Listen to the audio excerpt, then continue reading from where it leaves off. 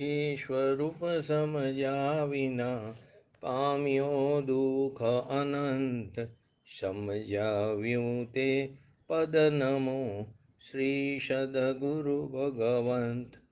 પરમ પુરુષ પ્રભુ સદગુરુ, પરમ જ્ઞાન સુખધામ, જેણે આપ્યો પાનની તેને સદા પ્રણામ. દેહ છતાં જેની દશા વર્તે દેહાતી, આજ્ઞાનીના ચરણમાં હો વંદન અગણિત. શ્રી કાહન ગુરુના ચરણમાં હો વંદન અગણિત. શ્રી ભગવતી માતના ચરણમાં હો વંદન અગણિત. નમો રેંગટણંગ નમો સિદ્ધણંગ નમો હૈરણંગ નમો વજણમ નમો લોહી શવસાવણમ. ચતારી મંગલમ અરિહંતા મંગલમ સિદ્ધા મંગલમ શાહુ મંગલમ કેવલી પંતો ધમો મંગલમ. ચતારી લોગટમાં અરિહંતા લોગટમાં સિદ્ધા લોગટમાં શાહુ લોગટમાં કેવલી પંતો ધમો લોગટમાં.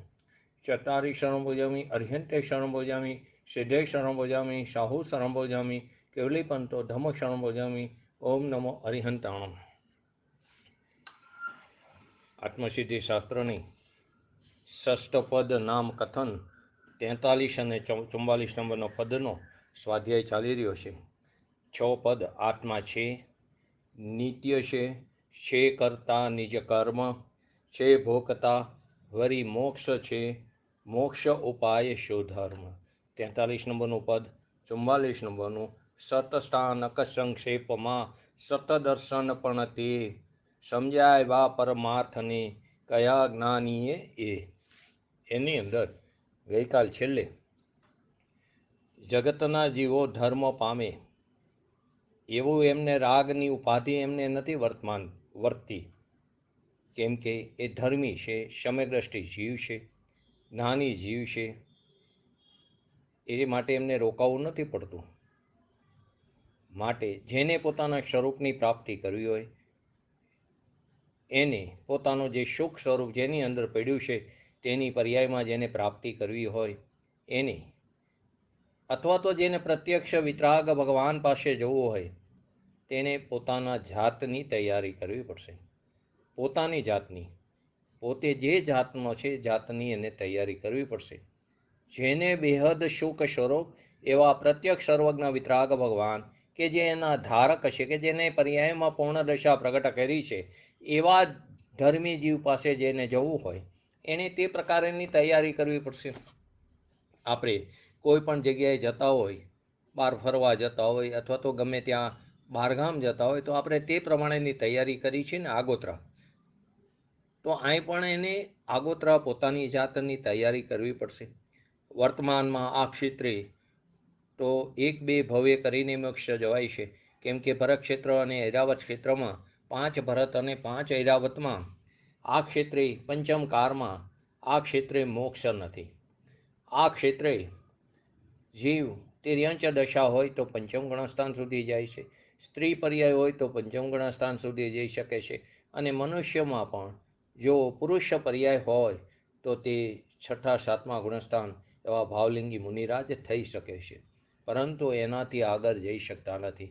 કેમ કે એવા હીન પરિણામવાળા જીવો જ અહીં જન્મ લઈ લીધો હોય છે કે જે શ્રેણી ચડવાનો પુરુષાર્થ કરી શકતા નથી. પછી એનો કારો ઉપર આરોપ આવે, પંચમકાર છે માટે અહીં અત્યારે મોક્ષ નથી. પંચમકાર છે પછી સાથે સહનન ઉપર આરોપ આવે કે વ્રજ વૃષભ નારા સહનન છે માટે જીવ આગળ જઈ શકતો નથી. કેવરી શ્રુત કેવરીનો વિરહ છે માટે તે શાયિક સંકેતપણું પ્રગટ કરી શકતો નથી. વાસ્તવમાં પરિણામો એવા જ પરિણામવાળા જીવો છે કે જે શાયિક સમય દર્શન પ્રાપ્ત નથી કરી શકતા. એવા જ પરિણામવાળા જીવો છે કે જે શ્રેણી ચડવાનો પુરુષાર્થ કરી શકતા નથી. એવા શ્રેણીવાળા જીવો છે એટલી જ લાયકાત છે કે જે અહીં સુધી વિતરાગતાની પ્રાપ્તિ કરી શકે છે. 6ઠા-7મા ગુણસ્થાન સુધી તે વિતરાગતાની પ્રાપ્તિ કરી શકે છે. તેનાથી આગળ તે પ્રબળ પુરુષાર્થ કરી શકતા નથી. પણ વર્તમાનમાં પંચ મહાવિદે જે 5 વિદેહ ક્ષેત્ર છે એ ક્ષેત્રમાંથી મનુષ્ય દેહ ધારણ કર્યો હોય કોઈ, તો એ જ ભવે તે મોક્ષે જવાય છે. તે મનુષ્ય પર્યાય ત્યાં ધારણ કરી, ભલે તે મિથ્યાત્વ દશામાં ગયો હોય, પરંતુ ત્યાં જઈને પોતાના સ્વભાવનો આશ્રય લઈને તે વિતરાગ દશા પ્રાપ્ત કરે.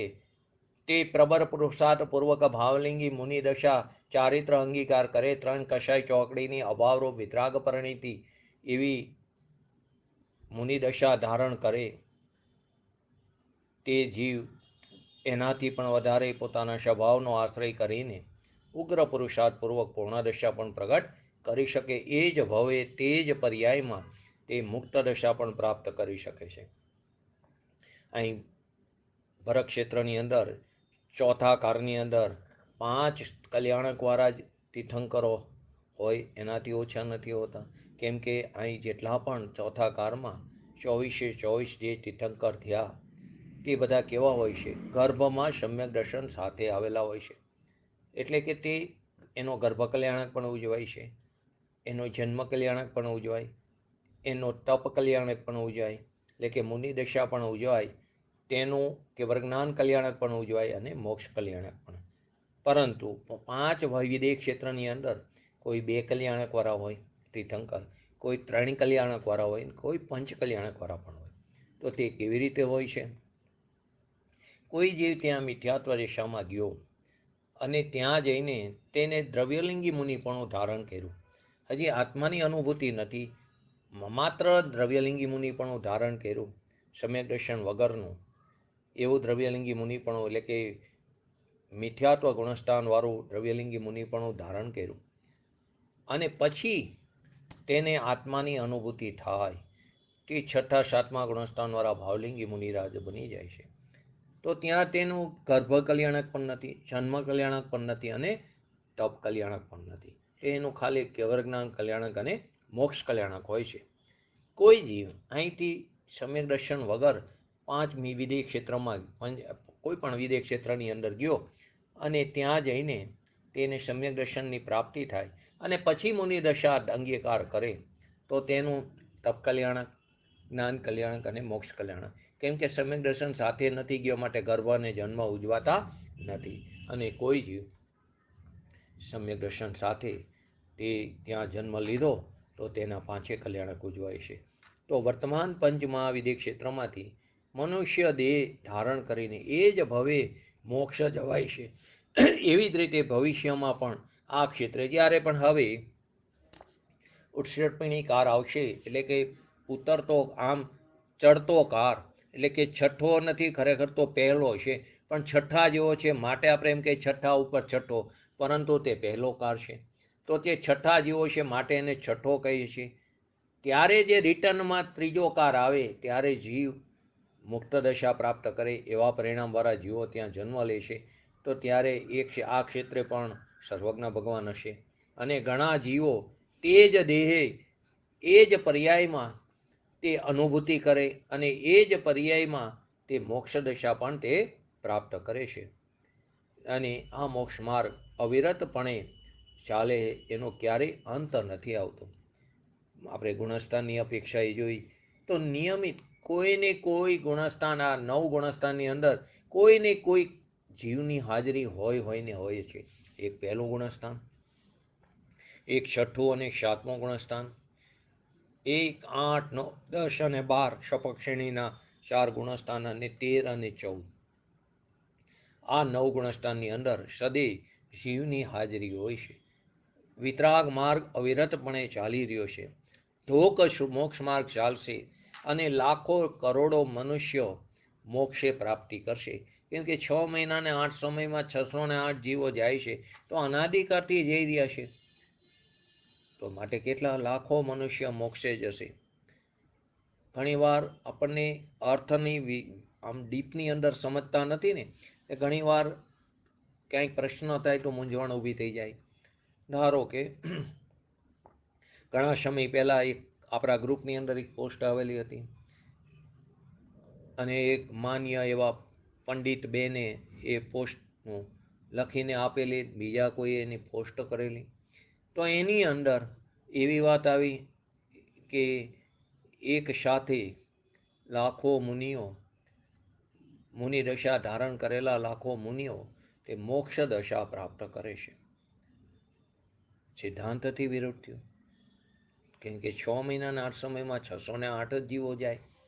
પ્રશ્નો પૂછ્યો, કોઈએ જવાબ ન આપી શક્યા. પછી મેં એમને કીધું, આ પોસ્ટ તમને જે પણ આપી એને ખાલી એટલું પૂછવાની અપેક્ષા શું છે, અને કદાચ એમણે સાચું કીધું હોય પણ તમારે લખવામાં ફરક પડ્યો હોય તો ખરેખર નહોતો ખ્યાલ. તો વસ્તુ શું હતી કે એમનો જે તીર્થંકરનો જે જીવનકાળ હતો ને, એ જીવનકાળ તો કેવો હોય છે, કરોડ પૂર્વાવધિ હોય છે, ઉત્કૃષ્ટમાં ઉત્કૃષ્ટ. એમાં તો કેટલા 6 મહિનાના 8 સમય જતા રહે, એમાં 608, 608, 608 એમ એક સાથે નહીં. એમના જીવનકાળ દરમિયાન અહીં એ જ વાત છે, લાખો મનુષ્ય મોક્ષે જશે, લાખો મનુષ્ય. પણ સિદ્ધાંત તો આ જ રહેવાનો, 6 મહિનાના 8 સમયમાં 608 જીવો મોક્ષે જશે. ખ્યાલ આવ્યો ને ઓલા સિદ્ધાંતમાં? એક સાથે એટલે એ જે તીર્થંકર જે છે એ તીર્થંકરની દિવ્યવાણી સાંભળીને એમનું જે 1 કરોડ પૂર્વનું આયુષ્ય જ હોય છે મેક્સિમમ, એની અંદર મેક્સિમમ છે, એમાં 8 વર્ષ ને 8 અંતર્મુહૂર્ત ઓછા ગણી લેવાના, એટલું જે આયુષ્ય છે. તો એટલી આયુષ્યની અંદર 608 જીવો કેટલા 6 મહિનાના 8 સમય જાય? ઘણા બધા જાય. તો એ 608 જીવ એ પ્રમાણે લાખો મનુષ્ય મુક્ત દશાને પ્રાપ્તિ કરે છે. સર્વજ્ઞ પરમાત્મા ભગવાન અત્યારે સાક્ષાત વર્તમાનમાં વિદેહ ક્ષેત્રની અંદર બિરાજમાન છે. એનાથી શું સિદ્ધ થયું? સર્વજ્ઞપણું સિદ્ધ નક્કી થાય છે. સર્વજ્ઞપણું છે, એનું અસ્તિત્વ છે, એ નક્કી છે, એ નક્કી થાય છે. એ નક્કી કરવા માંગે તો એને સમજણમાં આવે છે. કન્ડિશન શું છે? નક્કી કરવા માગે તો, પણ એ માનવા તૈયાર ન હોય, પોતાના મતાગ્રહની અંદર પડ્યો હોય તો એને કોઈ સમજાવી શકતો નથી. તો મોક્ષ માર્ગ ચાલુ છે, ક્યારેય એનો અભાવ નથી થતો, ક્યારેય એ ગુણસ્થાનોનો અંદર જીવોનો વિરહ નથી હોતો. 6 મહિનાને 8 સમયમાં 608 જીવ મોક્ષે જાય, અને સૂક્ષ્મ નિગોદમાં પણ અનંત જીવ રાશિ છે. શું લીધું તો કાલ? સૂક્ષ્મ નિગોદના જીવમાં અનંત જીવ રાશિ છે. તેમાંથી 6 મહિના ને 8 સમયમાં 608 જીવ બહાર આવે છે, ત્રસ પર્યાય ધારણ કરે છે, નવા શરીરો ધારણ કરે છે. છતાં પણ અનંતકાળે, છતાં પણ 6 મહિનાના 8 સમયમાં 608 જીવ આવે તો અનાદિકાળથી, એટલે કે અનંતકાળની અંદર કેટલા આવ્યા? તો કે ઘણા બધા આવ્યા. તો કે કેટલા આવ્યા? તો અનંતકાળે પણ સંસારમાંથી અનંતમાં ભાગે પણ જીવો ઘટતા નથી. અનંતના પણ અનંત ભેદ પડે છે. તો કે અનંતકાળે પણ સંસારમાંથી અનંતમાં ભાગે જીવ રાશિ ઘટતી નથી. મનુષ્ય ક્ષેત્રમાં ગર્ભજ મનુષ્ય ક્ષેત્રમાં ગર્ભજ મનુષ્યોની ઉત્કૃષ્ટ સંખ્યા કેટલી કીધી? 29 નવડા, અને જગનીય સંખ્યા 29 સાતડાની છે. એની અંદરથી 6 મહિનાને 8 સમયમાં 608 જીવો મોક્ષે જાય છે, અને તે બધા સ્વયં પોતાના પુરુષાર્થથી જ મોક્ષને સાધે છે. એની પોતાની ઉપાદાનની લાયકાત હોય તો તેને પ્રાપ્ત થાય છે. છતાં પણ તે જીવોને ઈષ્ટ નિમિત્ત અનુકૂળ વસ્તુનું એમને બહુમાન હોય છે, એનું બહુમાન જરૂર હોય છે. તે વારંવાર તેનો ઉપકાર ભૂલતા નથી. તીર્થંકર આદિને માર્ગના દેખાડનારા પથદર્શક કીધા છે. એવા જીવો વારંવાર કહેશે, હે ભગવાન, આપે ધર્મ તીર્થનું પ્રવર્તાવીને મોક્ષ માર્ગ અમને સમજાવ્યો, તો આપનો ઉપકારનો અમે પ્રતિ ઉપકાર કરવા માટે અસમર્થ છીએ. એમ કહીને તે સતનું બહુમાન કરે છે. જે આત્માઓ સાચી તૈયારી કરે છે પોતાના સ્વભાવની પ્રાપ્તિ માટે, ખરેખર જે જિજ્ઞાસુ જીવ છે, ખરેખર જે કુતૂહલવર્તી જીવ છે, એમને જ્ઞાની ઉપકારી નિમિત્ત કહેવાય છે. જે કાર્ય કરે છે તો નિમિત્ત ઉપર અનુકૂળપણાનો આરોપ આવે છે, તો એમને જ્ઞાની કેવા કહેવાના? ઉપકારી નિમિત્ત કહેવાય છે. પૂજ્ય ગુરુદેવશ્રી નિમિત્ત ક્યારે બનશે? કે જો આપણે એમને કહેલા માર્ગ ઉપર ચાલશું તો આપણે ખરેખર એના શિષ્ય કહેવાને લાયક છીએ, અને તે આપણા માટે ઉપકારી નિમિત્ત કહેવાશે. જ્ઞાનીને આવી કોઈ ઈચ્છા નથી હોતી કે હું આટલાને સમજાવી દઉં. એમને કરુણા ભાવ આવે છે. કેમ કે પૂર્વે બંધાયેલું જે તીર્થંકર નામ પ્રકૃતિ જે બંધાણી છે ને, કર્મ પ્રકૃતિ, એ ઉદયમાં આવી છે. એને કારણે એમની વાણી ધર્મસભામાં દિવ્યવાણી જે છૂટે છે એ તત્વને સમજવાની તૈયારીવાળા, જેને ખરેખર તત્વને સમજવું છે એ તત્વને સમજવાની તૈયારીવાળા અથવા તો જેની લાયકાત પાકી ગઈ છે એવા જીવો આત્મકલ્યાણ પામે છે પોતાના સ્વભાવના આશ્રય. નિમિત્ત કોણ બન્યું? તો ભગવાનની દિવ્યવાણી ઉત્કૃષ્ટ નિમિત્ત બન્યું. એમને કોઈ પણ ઈચ્છા નથી હોતો, અનક્ષરી દિવ્યવાણી છૂટે છે, સર્વાંગે નીકળે છે, પોસ્ટ પણ બંધ હોય છે. જેની લાયકાત તે પ્રમાણે તેમની ભાષામાં તેમને સમજાય છે. 18 મહાભાષા, 700 લઘુ ભાષા નિશ્રુતપણે તે દિવ્યવાણી ખરે છે. તો જેને તત્વને સમજવાની તૈયારીવાળા જીવો છે એવા હજારો લાખો જીવો પોતાના સ્વભાવના આશ્રય આત્મકલ્યાણ પામે છે. માટે કીધું જે સમજે તે પામે, જે સમજે છે તે પામે છે. હવે જેને સમજવું જ નથી એને કેવી રીતે પ્રાપ્ત થશે? જેને નિર્ણય જ નથી કરવો પોતાના સ્વભાવનો, જેને પોતાના સ્વભાવની રુચિ જ નથી કરવી, તો તેને કેવી રીતે પ્રાપ્ત થશે? માટે પહેલી જ વસ્તુ પોતાને પાત્રતા પકવવી પડશે, અથવા તો પોતે એને પામવાની જે જિજ્ઞાસા છે એને પ્રબળ કરવી પડશે. એના માટે કુતૂહલ કરવું પડશે, મરણને શરણ પણ થવું પડે.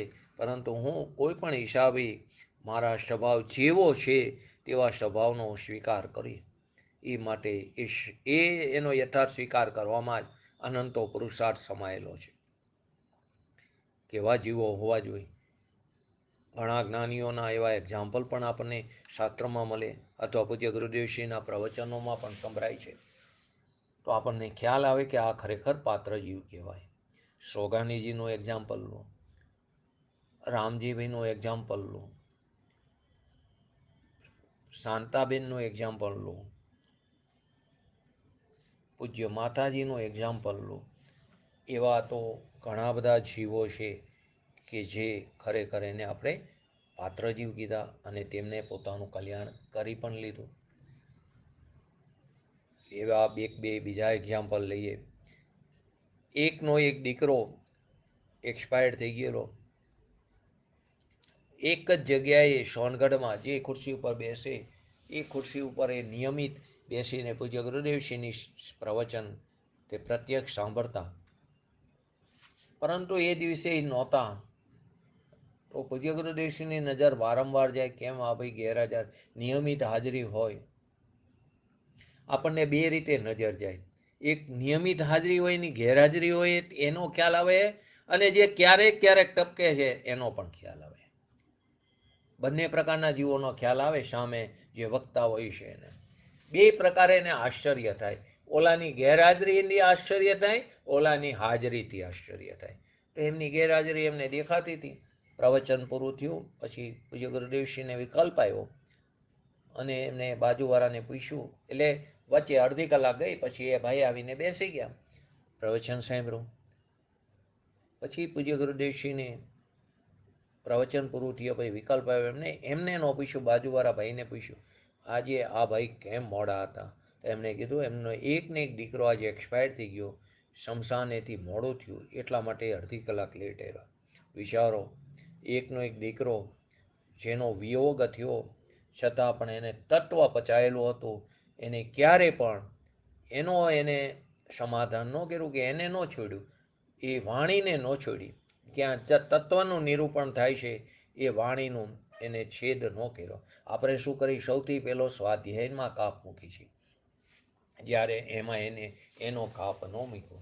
બીજો એક પ્રકારનો એવા જીવ હતો, આ પૂજ્ય ગુરુદેવશ્રીના પ્રવચનમાં જ આવેલી વાત છે. એવો જ એક બીજા પ્રકારનો જીવ હતો કે જેણે મુંબઈમાં આખો ધંધો જમાવેલો. 3 ભાઈઓ હતા. આ ભાઈએ જ બધો ધંધો જમાવેલો, નાના ભાઈઓને મોટા કર્યા.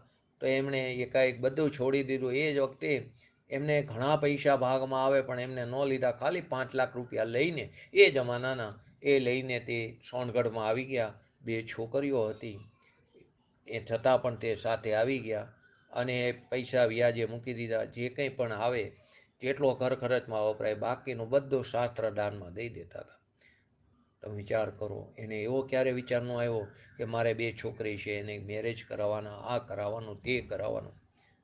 આવા પાત્ર જીવો પૂજ્ય ગુરુદેવશ્રીના સમયમાં ઘણા હતા. એવી જ રીતે બહુ સરસ મહાવીર સ્વામી ભગવાનના સમોસરણનું એક્ઝામ્પલ લો. કેવા પાત્ર જો કેટલા દિવસ વાણી નહોતી કરી, દિવ્ય વાણી કેટલા દિવસ નો કરી, કેટલા, બરાબર. કેમ નો ખેરી? બોલો. વાણીની લાયકાત નહોતી, એ પરમાણુઓની પરિણમવાની લાયકાત નહોતી. વાણી ભાષા પ્રજ્ઞા રૂપે ગણધર નહોતા, એ નિમિત્તની ભાષા છે. આપણે શું કે ગણધર નહોતા માટે વાણી નો કરી, એ નિમિત્તની ભાષા છે. વાસ્તવમાં એ સમયે દિવ્ય વાણી એટલે કે જે પરમાણુ છે એનું ભાષા વર્ગના રૂપે પરિણમવાની લાયકાત નહોતી. અત્યારે એની વાત નથી, અત્યારે મારે બીજી વાત કરી. કેવા પ્રકારના લાયક જીવ હતા. જીવો રોજ સમુસરણમાં આવે, ભગવાનની દિવ્ય વાણી ખરે એની રાત જુએ, નો ખરે છતાં અહીંયા બેસી રહે. બીજે દિવસે ત્રીજે દિવસે 66 દિવસ સુધી રાહ જોઈ. અને અહીં આપણને જો પૂજ્ય ગુરુ ઋષિનું પ્રવચન 5-10 મિનિટ આગળ પાછળ થાય, કોઈ પંડિત આવે એમનું પ્રવચન કદાચ કેન્સલ થાય કે અડધી કલાક લેટ થાય, કાં સવારના બદલું સાંજનું થાય, તો કેટલા આપણને વિકલ્પોની હારમારા ચાલુ થઈ જાય. આ આપણે લાયકાતની પારાશીશી છે. તો કે જે સમજે છે તે પામે છે, જે ખરેખર જે યથાર્થ રીતે સમજણ કરે છે તેને તત્વની પ્રાપ્તિ થાય છે.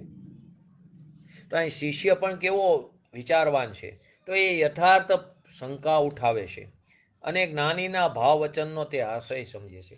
જ્ઞાની જે અપેક્ષાથી કહેવા માગે છે એનું તે પ્રયોજન બરાબર સમજે છે. અને ન સમજાય તો તે ફરી પૂછે. એને એવું નથી થતું કે આટલી બધી સભામાં હું આવો પ્રશ્ન પૂછીશ તો મારું લોકો શું વિચારશે. ઘણાને એવું થાય, એને પ્રશ્ન તો ઘણા હોય પરંતુ બધા વચ્ચે પૂછતા શરમ આવે, કેમ કે બધા મારું શું વિચારશે. તો એને એવું નથી, ન સમજાય તો તે તરત પૂછે. માટે ક્યારેય પણ તત્વની બાબતમાં કોઈ પણ પ્રશ્ન થાય તેને મગજમાં રાખવાની, ટ્વિસ્ટ ન થવા દેવો, તરત જ પૂછી લેવો. ગમે તેવી સભા ચાલતી હોય, ભલે કદાચ એ વખતે જે હોય કે એમની લિંક ન તૂટે તો પૂરું થાય એટલે પણ એ પ્રશ્નને પૂછી લેવો. ન સમજાય તો ફરી પૂછે છે. લોકોને ઘર બાર સ્ત્રી પુત્ર ધન આદિમાંથી નિવૃત્તિ મળે ત્યારે તત્વનો વિચાર આવે ને. આ તો હજી બહારની નિવૃત્તિની વાત છે. ખરેખર એનાથી તારે નિવૃત્તિ લેવાની જ નથી, એ નિવૃત્ત છે એટલે કે તારાથી તે ભિન્ન છે. ભિન્નને ભિન્ન તરીકે જાણવાની વાત છે. તો કે ઘર બાર સ્ત્રી પુત્ર ધન એ બધું કેવા છે, તારા ઉપદ્રવ્ય છે, તારાથી તદ્દન ભિન્ન છે. કેમ કે એના પ્રદેશો ને મારા પ્રદેશો કેવાય સર્વથા પૃથક છે, તે ક્યારેય એક થવાના નથી.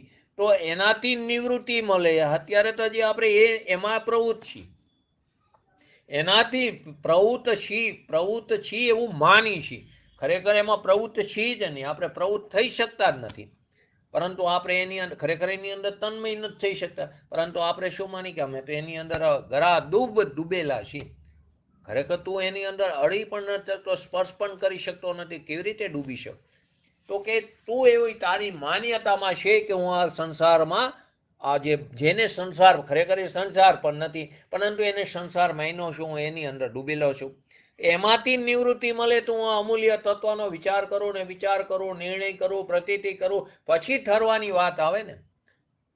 તત્વનો વિચાર ક્યારે કરી શકે? તો કે બહારથી તો પહેલા તું નિવૃત્તિ લે. અને એ પણ સાચી નિવૃત્તિ નથી. સાચી નિવૃત્તિ તો સ્વભાવમાં એટલે કે પર્યાયમાં રાગદ્વેષાદી ભાવોની ઉત્પત્તિ ન થવી. પોતાની પર્યાયમાં રાગદ્વેષાદી ભાવોની ઉત્પત્તિ ન થવી. તો એ ક્યારે ઉત્પત્તિ નહીં થાય? એ ક્યારે ઉત્પત્તિ નહીં થાય કે સ્વભાવનો આશ્રય કરીશ, એનો મહિમા કરીશ, એનું અવલંબન લઈશ, એનું લક્ષ લઈશ, એનો સ્વીકાર કરીશ, સત્કાર કરીશ, ત્યારે તને રાગદ્વેષાદી ભાવોની ઉત્પત્તિ નહીં થાય. તો આખી જિંદગી સંસારના પ્રયોજન અર્થે કાઢી, આખી જિંદગી નહીં, અનાદિકાળથી અત્યાર સુધી આ જ કર્યું છે. જે કોઈ પર્યાય મેળીએ પર્યાય પાછળ જ આખી જિંદગી સંસારનો ભવનું ભ્રમણ વધારવા માટે જ કાઢી, સંસારને વધારવા માટે જ કાઢી છે. પણ ભવનો અભાવ થાય એ માટે કંઈ જ ન કર્યું. એક ક્ષણ પણ આપણા અમૂલ્ય તત્વ વિશે વિચાર્યું નહીં, આપણા આત્મા માટે કંઈ ન કર્યું. આ વાત એવી રીતે શ્રીમદજીએ ઉપાડી કે સાંભળનારના પણ ખ્યાલમાં આવે અને આવી શંકા કરનારા પોતાનું હિત કેવી રીતે થાય તે માટે તે વિચાર દશામાં પોતાનો સમય વિતાવે. અને આવા જિજ્ઞાસુ જીવ છે, ઈચ્છુક જીવ છે, એ આ અપૂર્વ કાર્ય જે અનાદિથી ક્યારેય કર્યું નથી એવું અપૂર્વ કાર્ય જે અનંતકાળમાં નથી થયું તે કાર્યની પ્રાપ્તિ કરીને અલ્પકાળમાં તે મોક્ષ દશાની પૂર્ણ દશાની પ્રાપ્તિ કરે છે. પણ ઘણા એમ કે અમને તો કોઈ શંકા જ નથી ઉપડતી. ઘણા એમ કે ના, અમને તો કોઈ પ્રશ્ન જ નથી થતા, અમને તો કોઈ શંકા જ ઉપડતી નથી, કેમ કે એનો અભ્યાસ જ નથી અને સમજણ જ નથી થતી, તો પ્રશ્ન કેવી રીતે પૂછશે? તમને કોઈ વસ્તુમાં થોડું સમજાય તો પ્રશ્ન ઊભા થશે, પણ સમજાશે જ નહીં.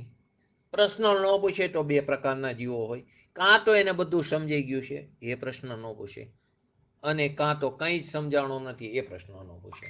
હવે એ નક્કી કરવું કેમ આપણે પ્રશ્ન નથી પૂછ્યા? તો કે જે લોકો કહે છે કે અમને શંકા ઉપજતી નથી, ગમે તેવો મોક્ષ હોય, આપણે કંઈ જાણવું નથી, અમારી પર્યાયમાં જ્યારે ઉગાડ થવાનો હોય ત્યારે થશે, તો ખરેખર એને સત જિજ્ઞાસા, સતને પ્રાપ્ત કરવાની જિજ્ઞાસા જ નથી ઉત્પન્ન થઈ. કેમ કે એને પ્રશ્ન કરતા જ નહીં આવડે. અભ્યાસ ન હોવાથી, એને તત્વનું ચિંતન મનન મંથન નહીં હોવાથી, નિર્ણય નહીં હોવાથી, એને પોતાના સ્વરૂપનું ભાન નહીં હોવાથી, અથવા તો સ્વરૂપને કેવી રીતે પ્રાપ્ત કરવું એ વિધિની ખબર નહીં હોવાથી પ્રશ્ન કરતા જ નહીં આવડે. તેથી પ્રશ્ન પૂછવામાં પણ મૂંઝવણ થાય. હજી તો પ્રશ્ન પૂછવામાં કેવી રીતે પૂછવો ખબર જ નથી. પર્યાય શું છે, પર્યાયનું સ્વરૂપ શું છે, ગુણનું સ્વરૂપ શું છે, શક્તિ એટલે શું, ધર્મ એટલે શું, એ જ વસ્તુનો ખ્યાલ નથી. ગુણ અને શક્તિનો અથવા ગુણ અને ધર્મ વચ્ચેના ભેદનો પણ ખ્યાલ નથી. એક નિરપેક્ષ છે, એક સાપેક્ષ છે, એકને પર્યાય હોય છે, એકને પર્યાય નથી હોતી. ગુણને પર્યાય હોય છે, ધર્મને પર્યાય નથી હોતી. ગુણ નિરપેક્ષ હોય છે, ધર્મ સાપેક્ષ હોય છે. ધર્મ કેવો હોય છે? સાપેક્ષ હોય છે.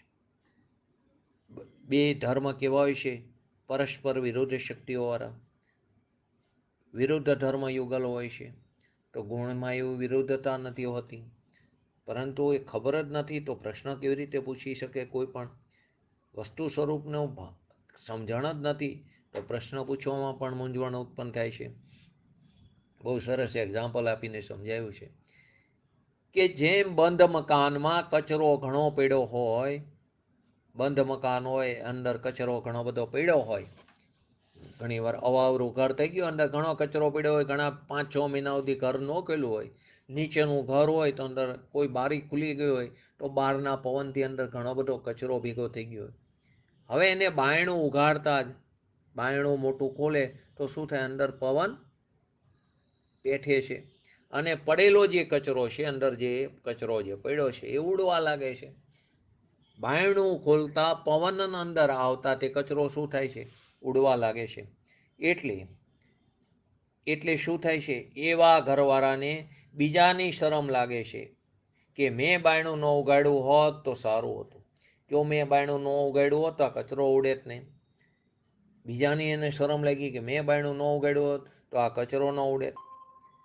પરંતુ જો ઝાડુ લઈને વારીને સાફ કરનાર કોઈ મળે, જો ઝાડુ લઈને કોઈ વારીને કચરાને સાફ કરનાર કોઈ મળે અને તેને ઓળખે કે આનાથી મારો કચરો નીકળે તેમ છે અને કાઢવા માગે તો કચરો રહે નહીં, કાઢવા માગે તો તેનો કચરો રહે નહીં, પરંતુ એ કાઢવા માગે તો કચરો ન રહે, એ કોઈ ઝાડુવાળાને ઓળખે, ઝાડુ લઈને જે સાફ કરનાર હોય એને ઓળખે અને કે મારો કચરો તું કાઢ તો કચરો નીકળે તેમ છે, અને કાઢવા માગે તો એ કચરો રહે પણ નહીં.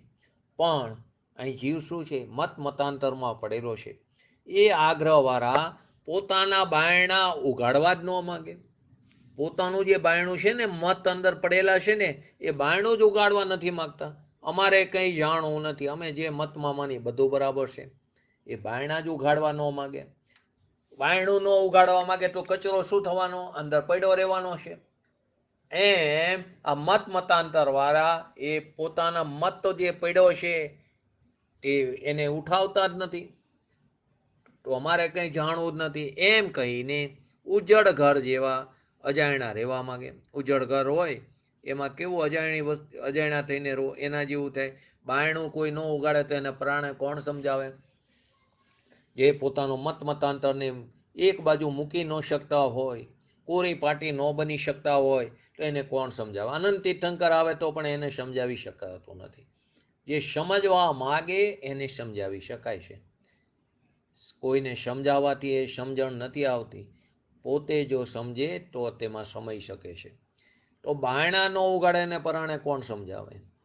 એવા ઘણા હોય છે કે શંકા કરીને સમાધાન કરવા માટે. ઘણા એવા પ્રકારના પણ જીવો હોય છે કે પોતાની અંદર જે પ્રશ્નો જે છે, એટલે કચરો જે છે, તો એ શંકા એને ઉત્પન્ન થાય તો એ સમાધાન કરવા માટે, એટલે કે હવા આવવા માટે બાયણા ઉગાડતા જ નથી. શંકા કરીને સમાધાન કરવા માટે, એટલે કે હવામાં હવા આવવા માટે બાયણા જ ઉગાડતા નથી કે અમારો કચરો ઉડી જશે અને બીજા દેખી જશે, એનાથી એને શરમ આવતી હોય તો બીજા દેખી જશે એવો ભય રહેશે, અને કે ગમે ત્યારે સમજાશે. એને એવું છે ને કે બધા વચ્ચે હું પ્રશ્નો પૂછીશ તો મારો પ્રશ્ન બરાબર હશે કે નહીં, એને પ્રશ્ન પૂછવાની મૂંઝવણ થાય છે. તો મને શંકા કરીને સમાધાન કરવા માગે છે, પરંતુ હવા આવે તો બાયણું ઉગડે, હવા આવવા માટે બાયણું જ ઉગાડવા તૈયાર નથી, કેમ કે જો બાયણું ઉગાડે તો કચરો બહાર જાય તો બીજા જોઈ જશે અને એને શરમ આવે છે, એની ભય છે.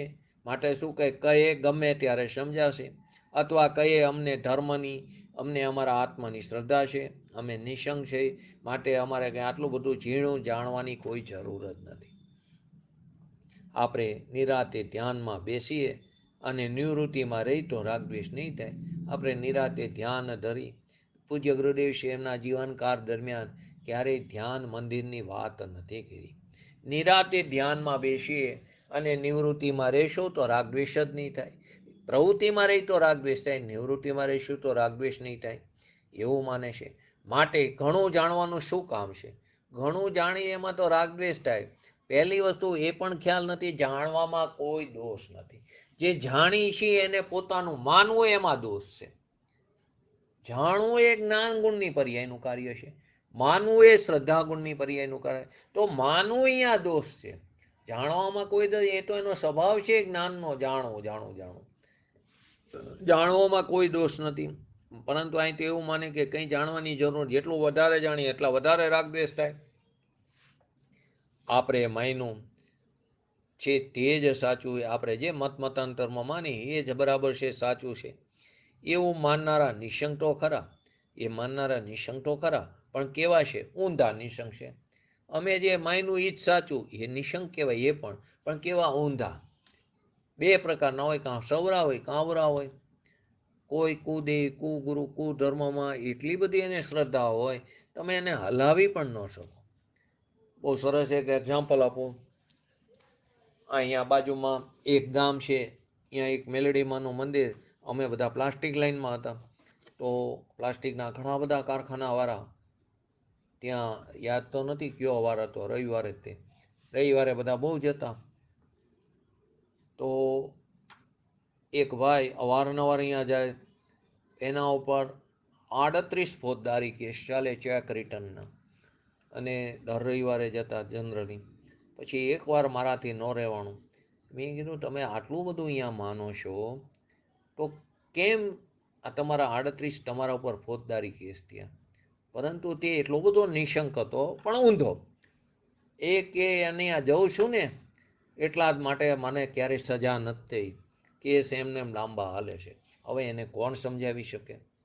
એ ઊંધી શ્રદ્ધાવાળો. એને એટલી બધી ઊંધી શ્રદ્ધા હતી, હું ત્યાં જઉં છું માટે જ મને આગળ કંઈ કેસ હાલ્યો નહીં, મને પનિશમેન્ટ ન થયું, ચેક રિટર્નમાં 1 વર્ષની સજા છે, પણ મને હજી સુધી સજા નથી થઈ. કેસ લાંબો ને લાંબો હાલતો જાય, મુદતું પડે. મેં કોઈ વકીલ પણ નથી રાખ્યો, એને કોઈ સમજાવી ન શકે. એ આવી ઊંધી શ્રદ્ધા એનામાં એટલી બધી દ્રઢ હોય કે તે એવો જ અર્થ કરે. તો મેં કીધું તમારો ધંધો હજી કેમ સેટ નથી થયો? જો કે હું અહીંયા ન જતો તો વધારે મુશ્કેલીમાં. હવે એને કોણ સમજાવે? કોઈ ન સમજાવી શકે. પછી મેં ખાલી એટલું કીધું, તમે જેની પાસે જાઓ છો એને પણ મારા જેવી ફેક્ટરી કરી હતી તો કે હા, તેમની 1 મહિનામાં, 2 મહિનામાં, 6 મહિનામાં બંધ થઈ ગઈ. એમની ચાલવી જોઈએ ને, એ તમારા દુઃખોનું સમાધાન કરે છે, તો એમને કેમ નુકસાન આવ્યું? એનો જવાબ જ નહોતો. તો કે એ ભાઈએ ધ્યાન નહીં દીધું એમને, જેને બેસાડ્યા હોય ને. પરંતુ એ ક્યારેય પોતાનો કક્કો મૂકતા નથી. કેમ કે તે કેવી છે? ઊંધી શ્રદ્ધાવાળા છે, તે ઊંધા નિશંક છે.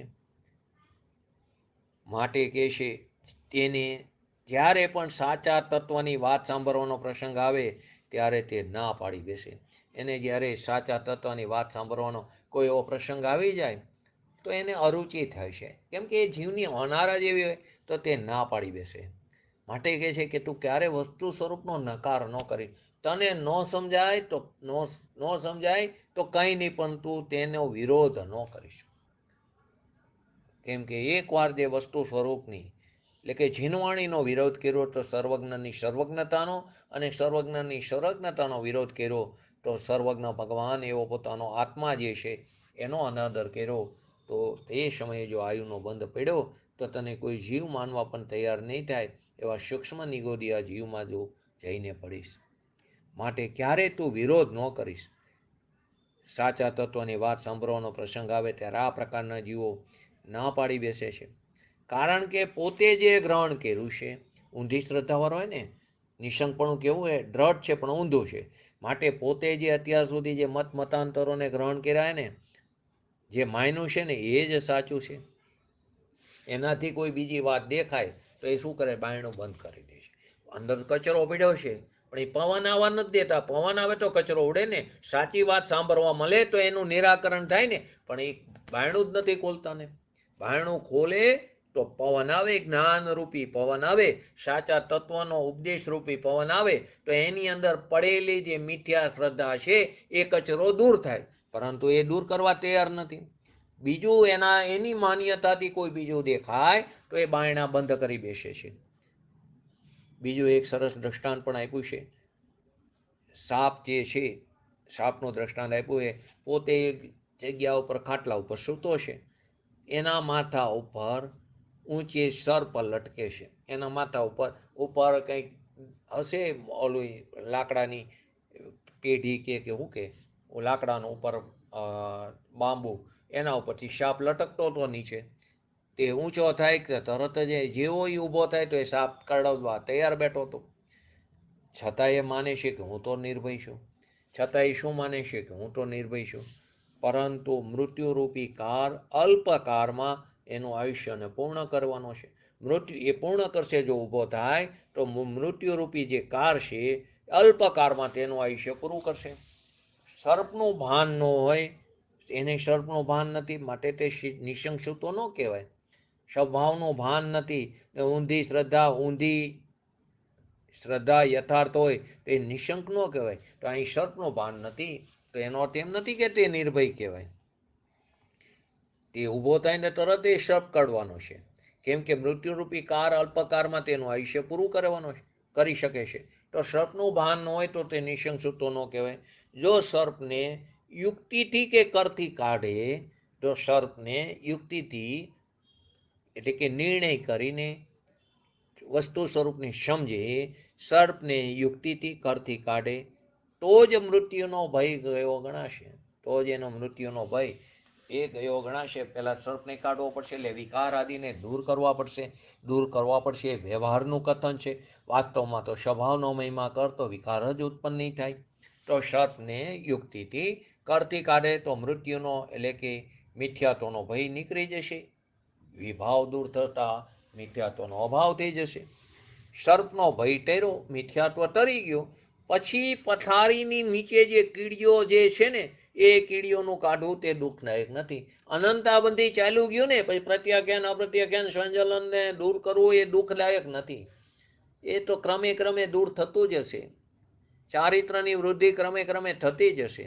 અનંતાબંધી ગયું, દર્શનવાણીઓનો અભાવ થયો, મિથ્યાત્વનો અભાવ થયો. એકવાર વિતરાગ દશા પ્રાપ્ત કરી તો અલ્પકાળમાં તો મુક્ત દશા પ્રાપ્ત કરીશ. પછી તે ભલે ને તે વધારેમાં વધારે કિંચિત નૃત્યમ અર્ધપુદ્ગલ પરાવર્તન હોય, પરંતુ તે એનાથી વધારે એનો પરિભ્રમણનો કાર રહેતો નથી. એ કાર અનંતકાળની સામે કેવો છે? મર્યાદિત છે, પરિત છે. માટે તે દુઃખદાયક નથી. તેમ પરભાવ શું એટલે કે પરતત્વ, પર સમય અને સ્વતત્વનો સ્વભાવ શું એની જેને ઓળખ નથી, માત્ર અંધશ્રદ્ધાએ જે વર્તે છે, હું કોણ છું, મારો સ્વભાવ શું છે, મારું સ્વરૂપ શું છે, મારી અંદર સામર્થ્ય શું પડ્યું છે, એનું જેને ભાન નથી તે અસત્ય અને અસત્યનો વિવેક નથી. તે સાચી વસ્તુ અને ખોટી વસ્તુને સમજવાનો વિવેક નથી. આવા પ્રકારના જીવોને સાચા નિમિત્તનો જોગ થઈ જાય. પૂજ્ય ગુરુદેવશ્રી જેવો સાચું નિમિત્ત છે એનો જોગ આપણને મળી ગયો, પરંતુ આપણે સત્ય અને અસત્યના વિવેકી નથી બની શકતા. આપણે આપણા સ્વભાવને ઓળખવાની ક્યારે પ્રયત્ન નથી કરતા. તો આવા સાચા નિમિત્તનો જોગ મળી જાય પૂજ્ય ગુરુદેવશ્રી જેવા જ્ઞાની પુરુષોનો, તો પણ આપણે પરમાર્થને પામી શકતા નથી. આનાથી પણ ઉત્કૃષ્ટ નિમિત્તનો પણ આપણને અનંતવાર સંયોગ થઈ ગયો ભગવાનની વાણીનો, છતાં પણ આપણે કોરેને કોરા રહ્યા. તો અહીંયા આગળ શિષ્ય પણ કેવો છે કે ક્રમબદ્ધ તે પ્રશ્નોત્તર અને યુક્તિસર એના જવાબ આચાર્ય બતાવે, સિદ્ધાંતની રચના આવે છે. શિષ્ય શંકા કરે છે અને ગુરુ દરેક પદનું યથાર્થપણું સિદ્ધ કરે. શિષ્ય શંકા કરે છે અને ગુરુ દરેક પદનું યથાર્થપણું સિદ્ધ કરે છે. આ રચના જોશો એટલે ખ્યાલ આવશે શ્રીમદ રાજચંદ્રજીના અંદરની એમની પાત્રતાનો, કેવા જ્ઞાની પુરુષ હતા. એક બેઠકે આ બધા પદોની રચના કરી. કેવો એ પાત્ર જીવ હતો. તો કે શિષ્યએ કંઈક જાણ્યું છે પણ નિર્ણય નથી કર્યો. શિષ્યએ કંઈક જાણ્યું છે પણ નિર્ણય કર્યો નથી. માટે જ્ઞાની શું કહે છે એ જાણવાની જિજ્ઞાસાવાળો છે. શિષ્યએ કંઈક જાણ્યું છે પણ હજુ સુધી એને તત્વ નિર્ણય નથી થયો. માટે જ્ઞાની શું કહે છે તે સમજવાનો એ જિજ્ઞાસુ છે. તેથી એને આશંકા થાય છે. એ આશંકા આત્માના હોવાપણા વગેરે બાબતની એ આશંકા કહેવાય ને, અસ્તિત્વ બાબતની, એને હયાતીપણામાં, એના હોવાપણા બાબતમાં છે. આત્મા વગેરે પદોની તે શંકા કરે છે. 6 પદમાં તે શંકા કરે છે. તેમાં આત્મા નથી વગેરે જે વિચારોથી શંકા થઈ તેને ધારી રાખે છે અને તેના ન્યાયો તે બરાબર સમજવા માંગે છે. આત્મા નથી આ બધા વિચારોથી જે એને શંકા ઉત્પન્ન થઈ છે એ બધી શંકાને તેને બરાબર ધારી રાખી છે અને તે ક્રમશર પ્રશ્નો પૂછે છે અને એના ન્યાય જ્ઞાની પાસેથી બરાબર સમજવા માંગે છે. એમ જેને એકાગ્રતાથી સત સમજવાની તૈયારી છે તે શું નથી માનતો અને તે કયા કારણે નથી માનતો તેની દલીલો ગુરુ પાસે રજૂ કરે છે. જેની એકાગ્રતાથી સતને સમજવાની જેની તૈયારી છે, જેની પાત્રતા પાકી ગઈ છે, તે પ્રશ્નો પણ એ દલીલપૂર્વક કરે છે કે હું શું નથી સમજતો. ગુરુએ જે વાત કરે છે એમાં આશંકા થાય, તમારી વાત સાચી છે પણ મને સમજાતી નથી, તમે મને સમજાવો. હું શું નથી માનતો અને તે કયા કારણે નથી માનતો, તમે મને તે સમજાવો. આ શાસ્ત્રમાં ગુરુ અને શિષ્યના સંવાદ રૂપી એવી ઘટના ઘટાવી છે કે જે શિષ્ય પ્રશ્ન કરે, જિજ્ઞાસુ જીવ, અને ગુરુના ઉત્તરને તે ગ્રહણ કરે છે. જિજ્ઞાસુ શિષ્ય તે પ્રશ્ન કરે અને ગુરુ જે ઉત્તર આપે છે તેને ગ્રહણ કરે છે. તો એનો મોક્ષની પ્રાપ્તિ થયા વગર રહેવાની નથી. શિષ્ય સમજવાની જિજ્ઞાસા, 2 મિનિટ વધારે થશે, આજ પૂરું થઈ જાય છે આ પદ. શિષ્ય સમજવાની જિજ્ઞાસા અને ગુરુ પ્રત્યેની પ્રતીત લઈને એ આવ્યો છે. એક તો સાચું સમજવાની એની જિજ્ઞાસા છે, એની પાત્રતા પાકી ગઈ, અને ગુરુ પ્રત્યેની શ્રદ્ધા પણ બરાબર છે, એ લઈને આવ્યો છે. મારું અપમાન થશે, મારી મોટાઈ જશે એવી શરમ ન આવે. આપણને ઘણી વાર એમ થાય કે હું તો આટલો બધો શાસ્ત્રનો અભ્યાસ કરું, આવા પ્રશ્નો હું આગળ કેવી રીતે પૂછે, ક્યારેય ન રાખવું. આ બધા કોઈ પૂર્ણ તો જ્ઞાની છે નહીં. બધાને બધા અનુયાગનું પૂરું જ્ઞાન નથી હોતું. તો ક્યાંય નહીં ક્યાંય આપણને ન સમજાય તો આગળ પૂછી લેવું. તો મારું અપમાન થશે, મારી મોટાઈ જશે એવી શરમ ન રાખવી. ગુજરાતીમાં કહેવત છે ને, છાશ લેવા જોઈ અને ડોણી ન સંતાડવી. તો કે વાસણ ન સંતાડવું. એ વિનયવંત અને તત્વનો જિજ્ઞાસુ જ્ઞાનીનો તે વિનય પણ રાખે છે અને 2 ધડક પ્રશ્નો પણ પૂછે. એનો વિનય પણ રાખે અને 2 ધડક પ્રશ્નો પણ પૂછે અને એના ઉત્તરથી એને ગ્રહણ કરવાની, એને સમજવાની ધીરજ પણ રાખે. એ જ્ઞાનીનો વિનય પણ કરે, 2 ધડક પ્રશ્નો પણ પૂછે અને એમના ઉત્તરનો ગ્રહણ કરવાની તે ધીરજ પણ રાખે. જે વિચારણાથી પોતાને શંકા ઉપડે છે એના કારણોની એને ખબર છે અને પોતાને સમજવાનું શું તત્વ છે એની પણ એને ખબર છે. તો આ પ્રમાણે આ 44 નંબરનું પદ એની આપણે વિશેષ ચર્ચા આવતા બુદ્ધ ગુરુએ કરશું. એની અંદર 45, 46, 47 અને 48 તેમાં પ્રશ્નો થાય છે અને પછી ગુરુ એને 49 પદથી તેના બધા પ્રશ્નોના જવાબ સિદ્ધાંતથી ન્યાયથી સમજાવે છે. તો આપણે પણ આપણા તત્વની અંદર વધારે અંદર ઉતરીને પૂજ્ય ગુરુજીએ બતાવેલા માર્ગ ઉપર ચાલીને આપણા સ્વભાવનો આશ્રય કરીને આપણી પર્યાયમાં શીઘ્ર ને શીઘ્ર વિતરાગતા પ્રાપ્ત કરી એવી પરમ વિરલ ભાવના સાથે આજનું વ્યક્તિત્વ પૂરું કરું. જય જિનેન્દ્ર. બોલો શ્રીનવાણી સ્તુતિ. હા બોલો. હા આવે બોલો બોલો આવે છે.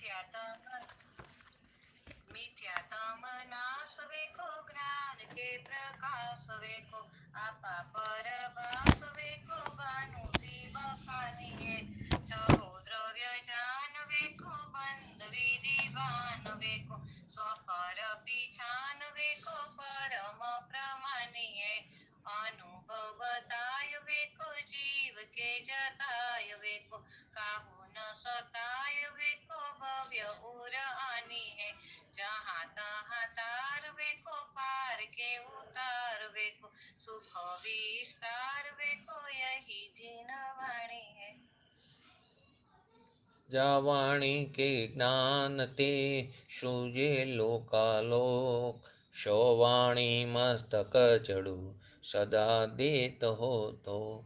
નમો રિયંટાણં નમો સિદ્ધાણં નમો ઐરણં નમો વજણં નમો લોય શવસાવણમ શતારી મંગલમ અરિહંતા મંગલમ સિદ્ધા મંગલમ શાહુ મંગલમ કેવલે પંતો ધર્મો મંગલમ શતારી લોકોતમા અરિહંતા લોકોતમા સિદ્ધા લોકોતમા શાહુ લોકોતમા કેવલે પંતો ધર્મો લોકોતમા ચત્તારી શરણ ભોજામી અરિહંતે શરણ ભોજામી સિદ્ધે શરણ ભોજામી શાહુ શરણ ભોજામી કેવલે પંતો ધર્મો શરણ ભોજામી. બોલીએ શ્રી પંચ પરમેષ્ઠી ભગવંતોનો જય હો. બોલીએ શ્રી જીનવાણી માતનો જય હો. બોલીએ શ્રી પરમ પૂજ્ય પરમોપકારી સદગુરુ દેવનો જય હો. બોલીએ શ્રી પ્રસમમૂર્તિ ભગવતી માતનો જય હો. બોલીએ શ્રી સનાતન જૈન દિગંબર ધર્મનો જય હો. જય હો.